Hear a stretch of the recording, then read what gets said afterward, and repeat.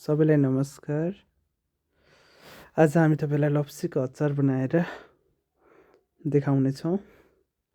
लप्सीको अचारको लागि सर्वप्रथम लप्सीलाई धोएर एउटा कुकरमा लप्सी लिन्छौँ र लप्सीलाई थोरै पानीमा 2 सिटी लगाउँछौँ, जुन यसको बोक्रा सजिलै निकाल्न सकिने गरी।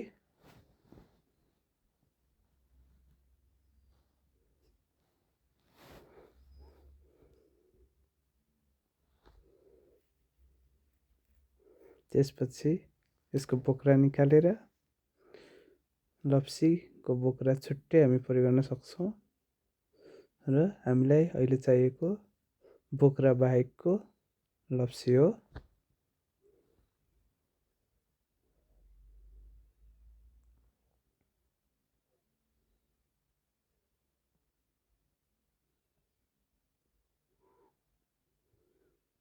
हामीले 2 केजी लप्सीको बोक्रा निकालेर प्रयोग गर्दैछौँ।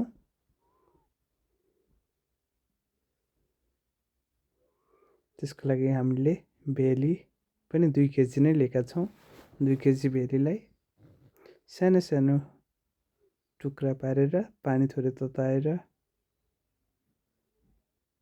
र सानो सानो टुक्रा पारिएको भेलीलाई सोही तातो पानीमा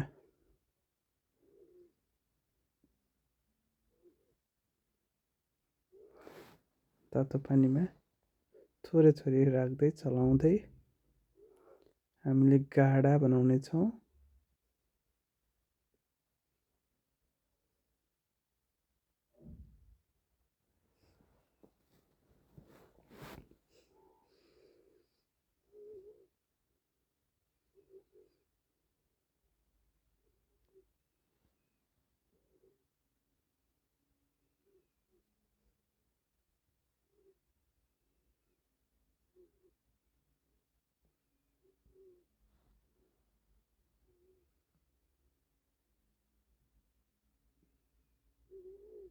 थप्दै चलाउँदै उमाली हामी यसलाई गाढा बनाउने छौँ।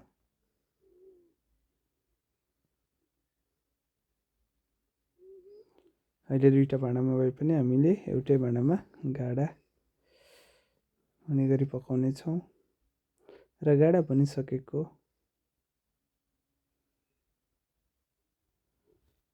भेलीको पानीलाई, यो गाढा बनिसकेको छ, यसलाई हामीले छान्ने छौँ। छानेर एउटा भाँडामा राख्नेछौँ र मसलाको रूपमा हामीले जिरा धनियाँलाई भुटेका छौँ भने अर्को मसलाको रूपमा मेथी सौँफ तोरी सातपुरनलाई भुटेर पिसेर प्रयोग गर्नेछौँ र खुर्सानीलाई पनि भुटेर यसरी नै पिसेर हामीले प्रयोग गर्नेछौँ। यो हामीले प्रयोग गर्ने मसलाहरू नै हुन्। मसलाहरू सब रेडी भएपछि हामीले अब एउटा ठुलो भाँडा लिनेछौँ। ठुलो भाँडामा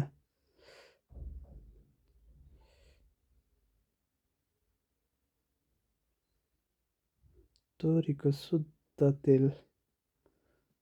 तोरीको तेल प्रयोग गर्नेछौँ, जसले गर्दा पछि प्रयोग गर्दा अचारमा गन्ध आउने छैन र केही समयसम्म पनि हामी राम्ररी प्रयोग गर्न सक्नेछौँ। र रेडी भएको लप्सीको दाना मसलाहरूलाई हामीले त्यो तोरीको तेलमा हामीले मसलाहरू फुराउँदै मेथी जिरा खुर्सानी फुराइयो पहिला र त्यसपछि लप्सीलाई राखेर हामीले केही समय चलाउने छौँ।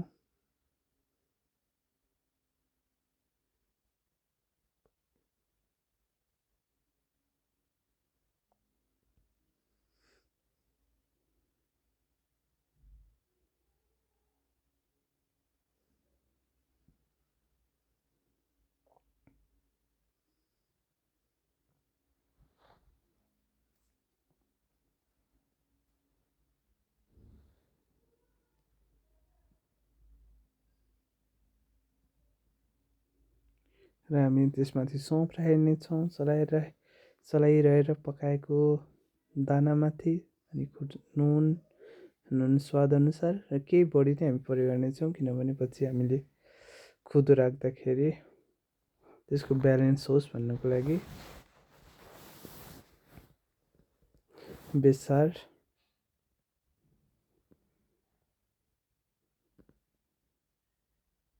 र मजाले यसलाई चलाउने छौँ।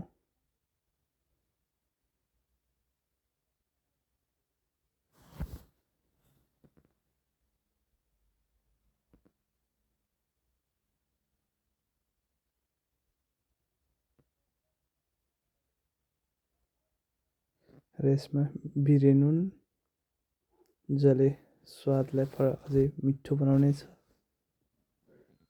हिङ,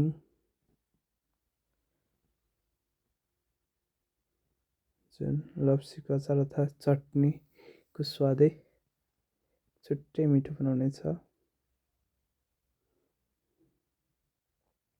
र अघि तयार पारेका भुटेर पिसिएको मसलाहरूलाई फेरि राख्दै हामीले यसलाई केही समय पकाउनेछौँ।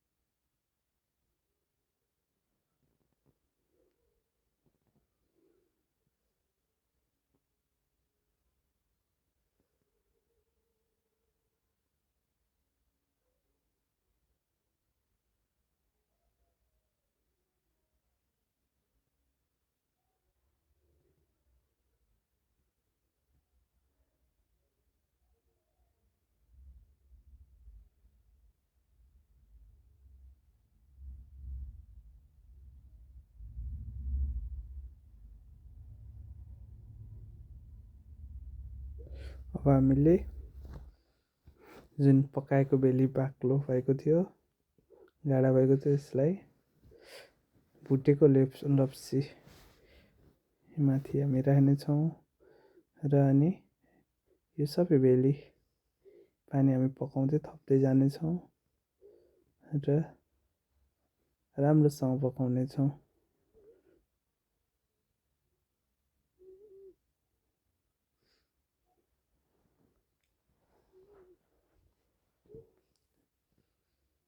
यो बेली पानी घटेर हामी यो थप्दै पकाउँदै गर्नेछौँ।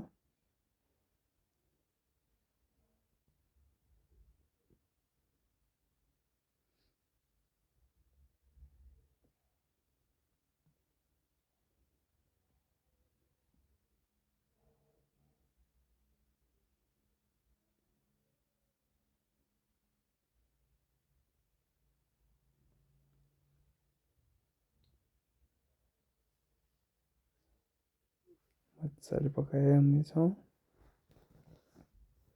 जसले गर्दा यसको कलर पनि गाढा हुनेछ, बाक्लो हुनेछ, स्वाद राम्रो आउनेछ।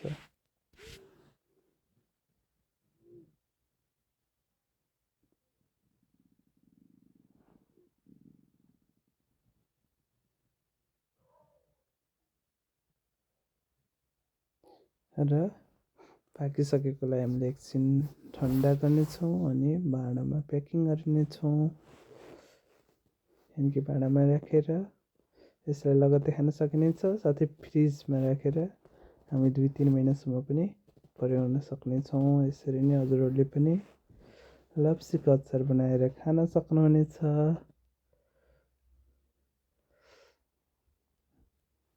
भिडियो हेरिदिनु भएकोमा सबैलाई धन्यवाद।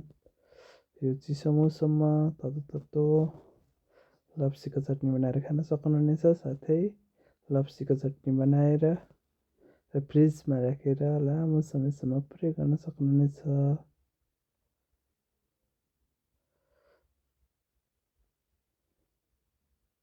हस् त, धन्यवाद।